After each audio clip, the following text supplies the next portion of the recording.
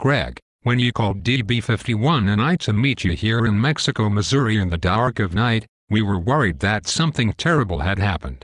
You sounded depressed on the phone. Is everything all right?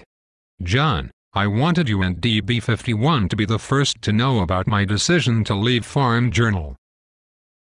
I first went to Sarah and Anna to share my decision. You know, to get their input. I couldn't believe it. The two of them, just sitting there with those smirky little grins on their faces. You would have thought after all I had done for them, they would have at least teared up a bit. It was so cold in there, why I think I felt my own nipples getting hard. I don't think they were surprised, Greg. Even the guys on AgWeb knew something was up. All the road trips on the company dime. Who could forget the summer crop tour with you dragging the 30-foot rope? Anyone with a brain knows you cannot calculate corn yields that way. We all knew it was just a prop to make you look official between titty bars and restaurants. And that interview in Indiana with Kenny, well, let's just say that one isn't going to be winning an Oscar. Let's face it, your heart just wasn't in your work this past year. You were going through the motions. You're right, DB. Getting up and doing my job was simply agonizing.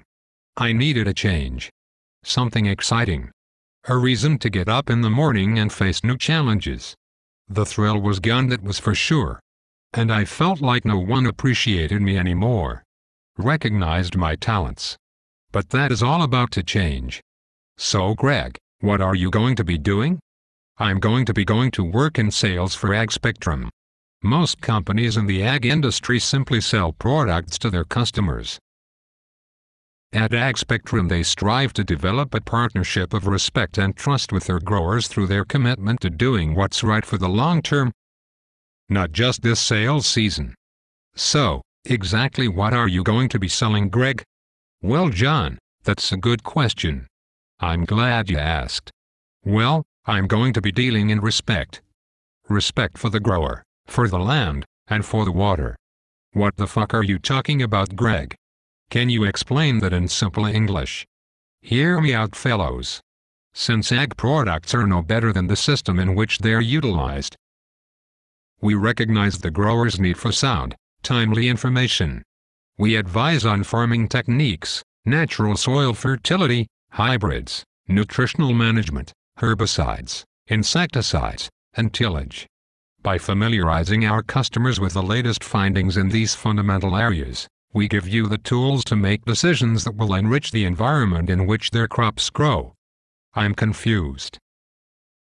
So what you're telling me is you're going to be promoting everything that Farm Journal has been selling us with all of their propaganda and corporate ads? And on top of that, you'll be sending us a bill for it. Is that what you mean? I'm beginning to get the idea of you're giving us the tools, so to speak. That's right, John. I am going to be condensing all of that convoluted Madison Avenue stuff into an easy-to-understand package. No more confusion. When you put your trust in us, we will help sort out all of the bullshit that Farm Journal has been filling your head with all of these years. Think of me more as Moses, leading you out of the wilderness where you've been roaming for the past 40 years. I'm thinking that somewhere in this equation, there is going to be a need for a large order of superlube. My job is going to be to help you manage your air and water. Tell me you're kidding. How in the fuck do you plan on controlling Mother Nature? This should be interesting. This is a new concept. The wave of the future. The most critical determinant of an abundant harvest is a strong, healthy root system throughout the growing season.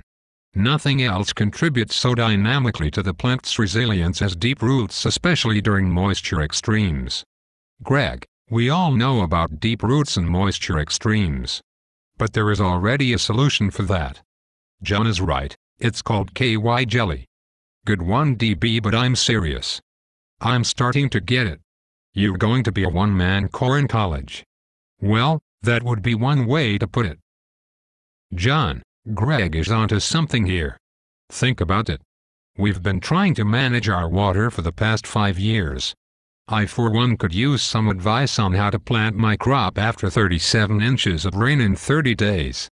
And Lord knows your water management in the rural backwater could use some improvement. With Greg's help, maybe we wouldn't be in the running for the Underachiever Award in 2012. Greg, my fricking head is spinning. I need a case of Corona. Me too. By the way, Greg, were Sarah and Anna's nipples as hard as yours?